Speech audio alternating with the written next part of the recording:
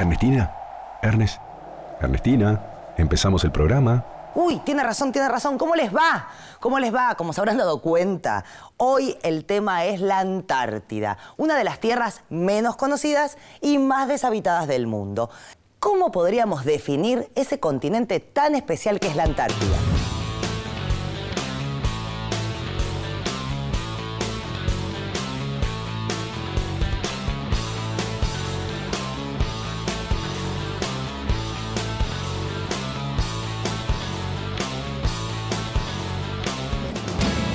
Bueno, la Antártida es el cuarto continente más grande del mundo. Su ubicación ya la vimos en el mapa. Tiene forma circular, rodeando al Polo Sur, un largo brazo, la península antártica, que se extiende hacia América del Sur, y dos grandes escotaduras, los mares de Ross y Weddell, y sus plataformas de hielo. Su extensión es de poco más de 14 millones de kilómetros cuadrados. Pero hay que aclarar, en verano, porque en invierno, con la cantidad de hielo que se forma a su alrededor, esa superficie se duplica. Es un espacio de encuentro, una tierra que puede ser ejemplo para toda la humanidad. Un continente donde se da algo único, porque está reservada a fines pacíficos, en la que científicos de muchos países colaboran entre sí. Aunque esto no siempre fue de esa manera, ya que en algún momento en la Antártida hubo problemas realmente muy graves. Y la segunda pregunta es, ¿qué países hoy tienen presencia en el lugar? Para responderte tenemos que recorrer un poco la historia y llegar a lo que se llama el Tratado Antártico.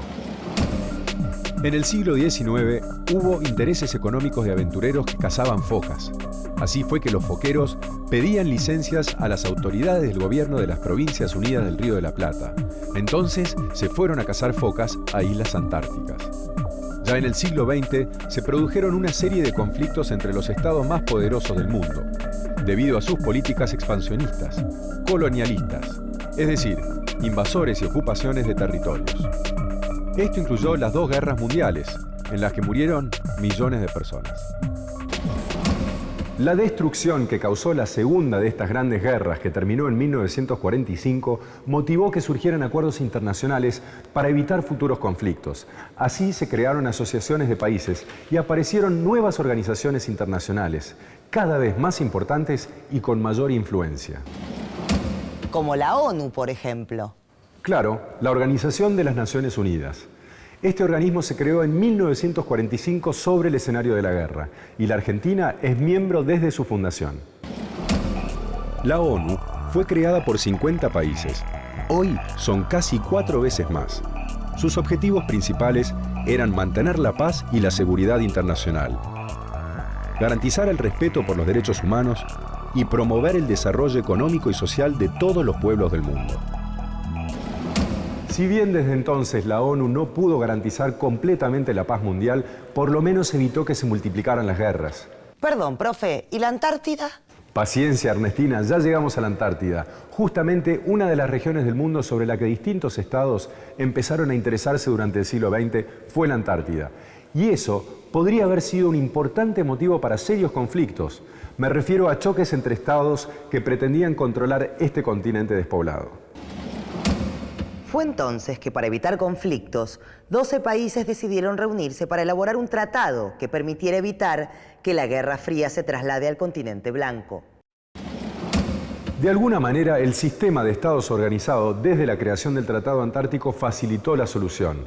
Fue a partir de 1959 que comenzaron diálogos y negociaciones para detener una carrera para tomar posesión de algún sector de la Antártida. Y así surgió el Tratado Antártico en 1961. Aclaremos que un tratado es un documento con lo decidido en negociaciones entre gobiernos, para resolver diferencias sobre algún tema.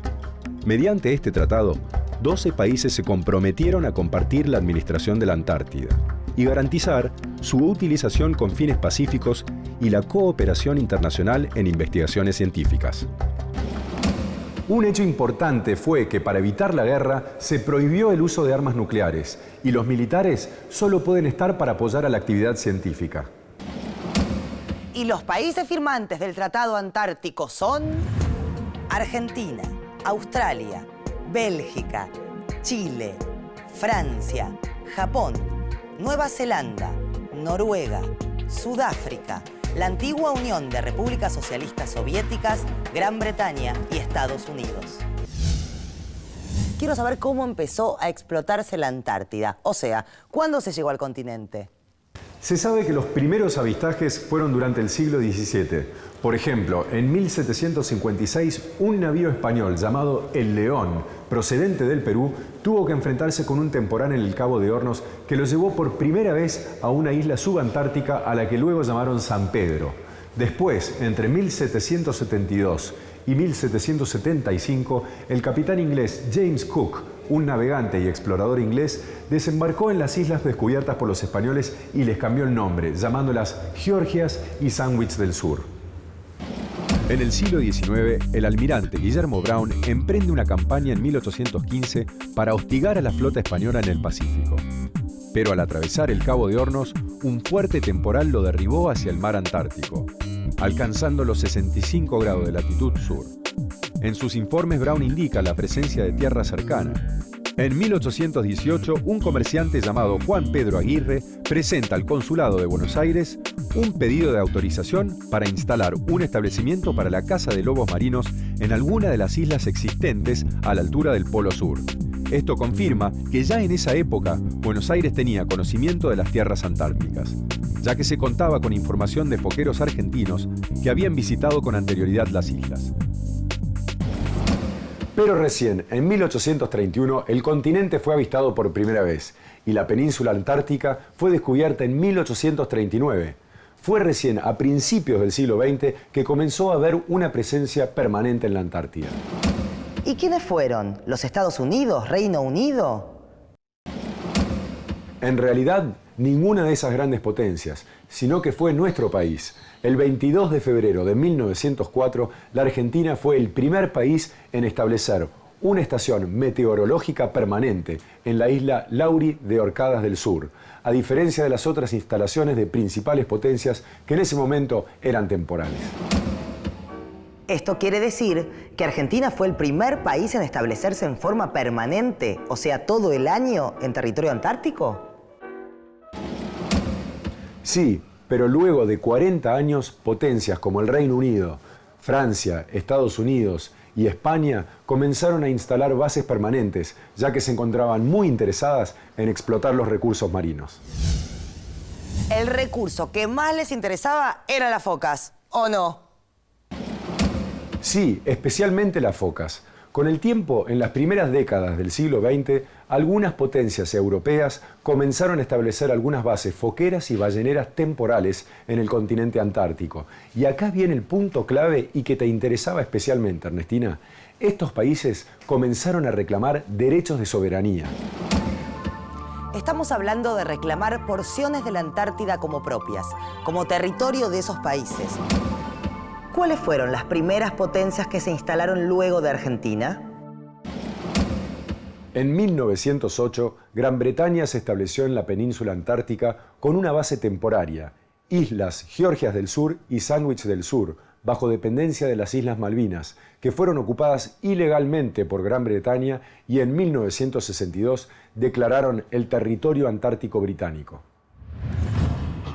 En 1923, Nueva Zelanda estableció la dependencia de Ross bajo su administración. En 1924, en Francia, se firmó un decreto presidencial por el cual se reservaban derechos sobre una zona conocida como Tierra Delia. En 1931, Noruega proclamó tierras antárticas bajo su soberanía. Y en 1933, Australia estableció el territorio antártico australiano. Ay, profe, hasta ahora estamos hablando de Inglaterra, de Francia, de Noruega. ¿Y los argentinos y los chilenos, que somos los que más cerca estamos de la Antártida? Bueno, en 1940, Chile, mediante un decreto presidencial, estableció el territorio antártico chileno. Y 3 años después, nuestro país estableció el territorio antártico argentino. Los países que reclamaron soberanía sobre distintas tierras de la Antártida fueron 7. Inglaterra, Francia, Nueva Zelanda, Australia, Noruega, Chile y la Argentina. Es así, de todos los puntos del globo terráqueo. ¿Y qué resultados tuvieron esos reclamos o esas declaraciones de territorios antárticos? Bueno, hubo un problema. Estos países intentaron establecer soberanía territorial sobre la Antártida. Reclamaron administrar una porción del continente y así aprovechar sus recursos. ¿Pero qué sucedió? La dificultad era que los territorios en muchos casos se superponían. Es decir, había tierras que eran reclamadas como propias por dos países. Y a esto se sumaba el interés sobre la región que tenían otras dos grandes potencias. Los Estados Unidos y la Unión Soviética, que comenzaban a controlar las relaciones internacionales en el mundo. Cada gobierno mandaba a la Antártida sus buques. Y buque va, buque viene.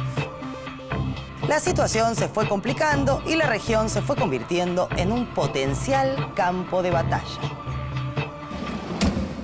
Así fue. Los países crearon un espacio de encuentro y de entendimiento entre los gobiernos, los que reclamaban soberanía y otros con distintos intereses sobre el continente. Y así se firmó el Tratado Antártico. ¿Y qué permitió el Tratado Antártico? En principio, resolver esa situación de posibles conflictos.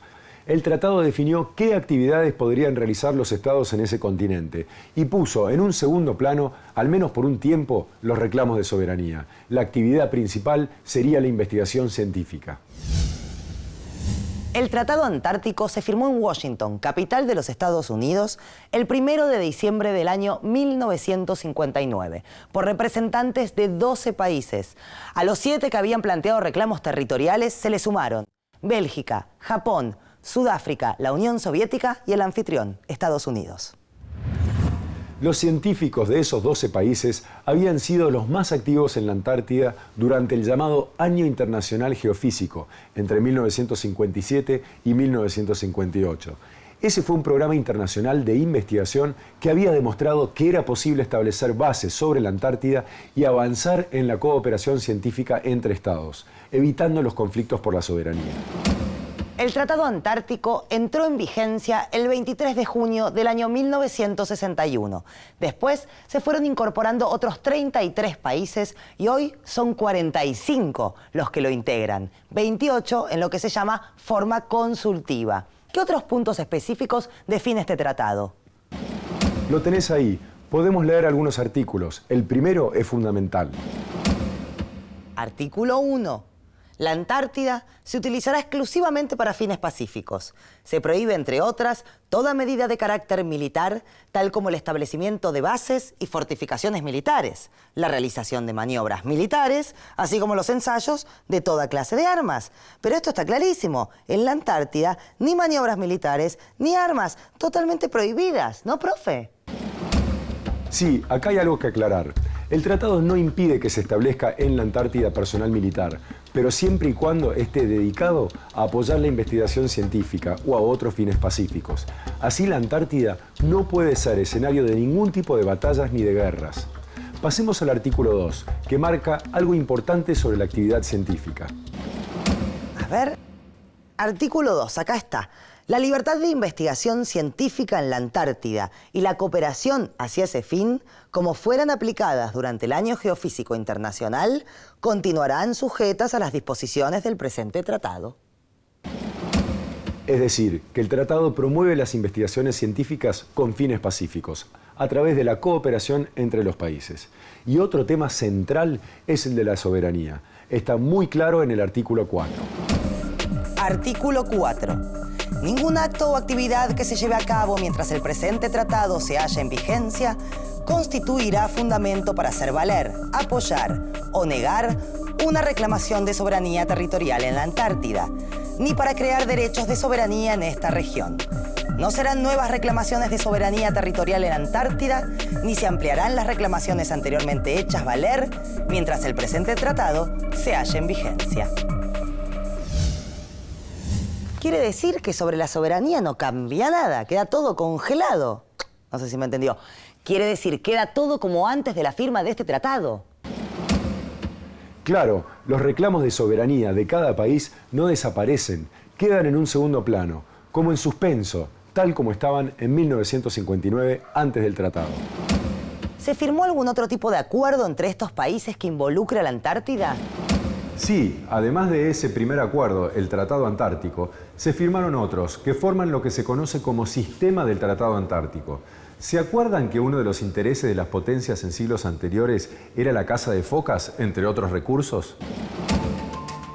Bueno, parte de este sistema del Tratado Antártico es la Convención para la Conservación de las Focas Antárticas. También la Comisión sobre la Conservación de los Recursos Vivos Marinos Antárticos. El Protocolo al Tratado Antártico sobre la Protección del Medio Ambiente y el Acuerdo sobre la Conservación de Albatros y Petreles.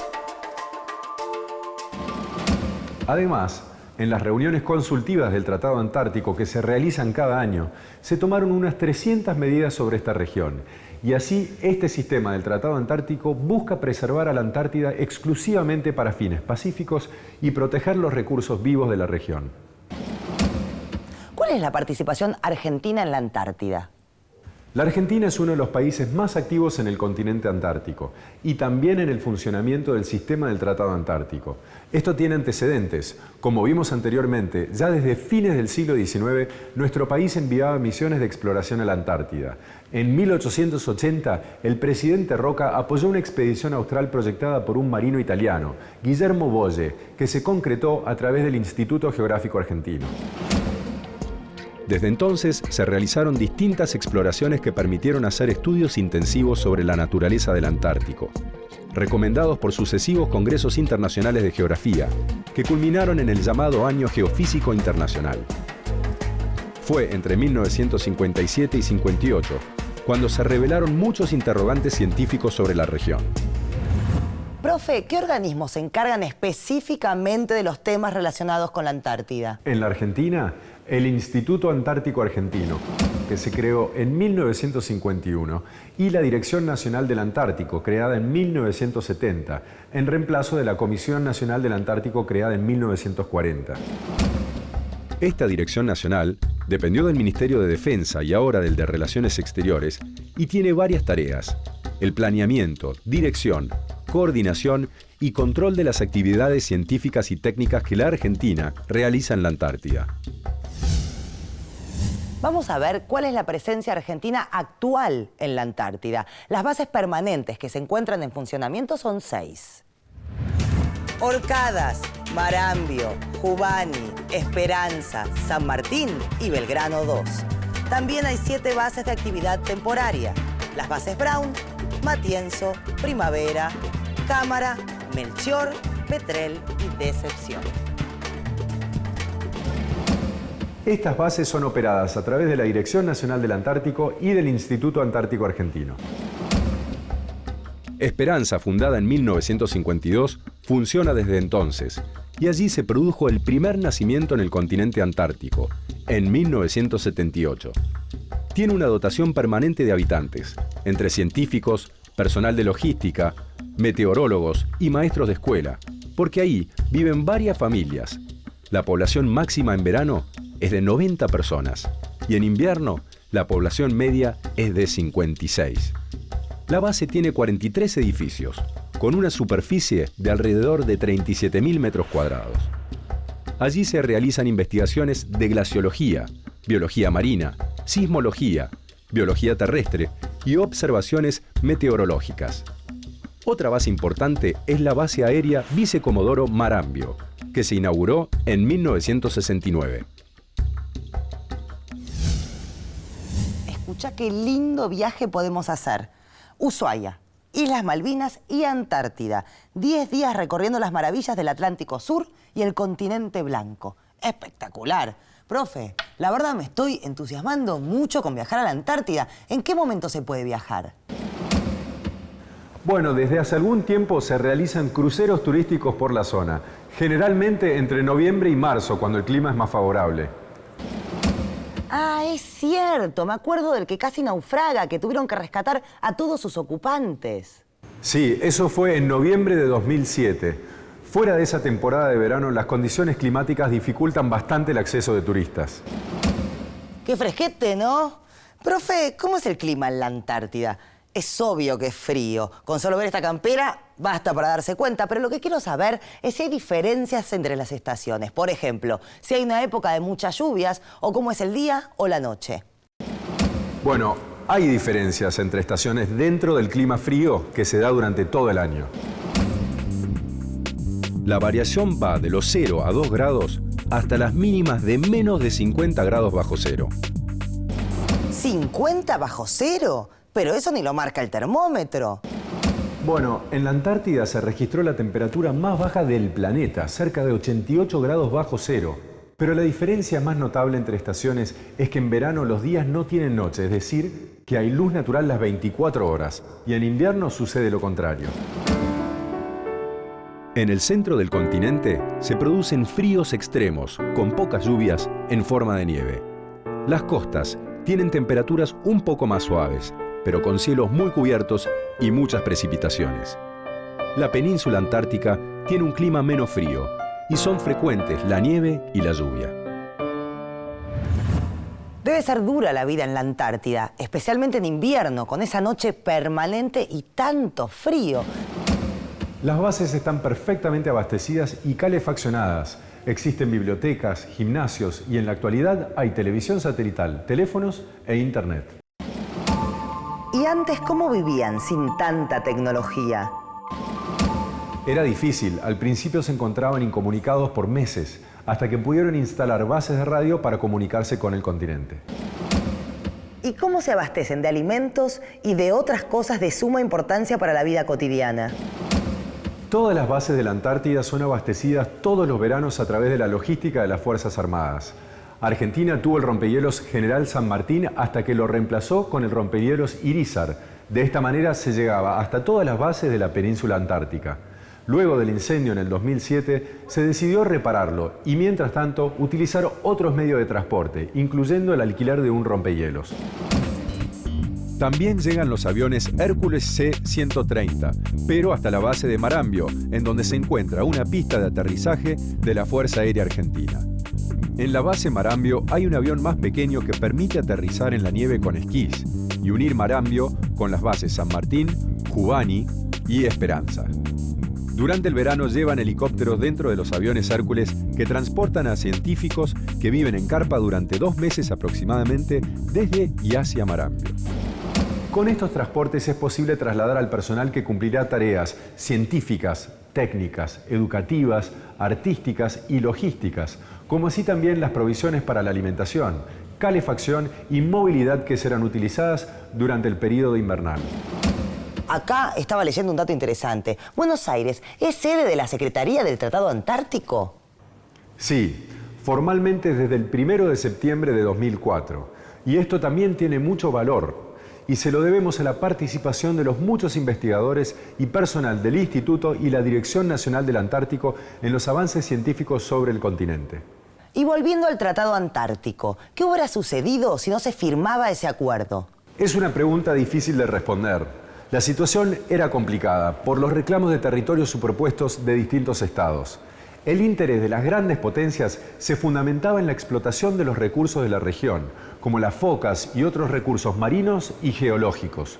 Una explotación sostenida de esos recursos en la Antártida hubiera provocado grandes impactos ambientales.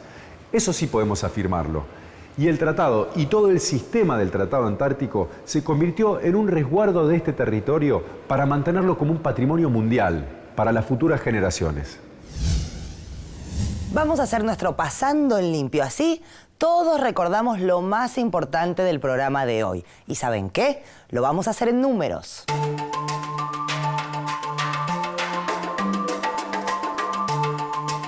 ...1839... es el año en que fue descubierta la península antártica.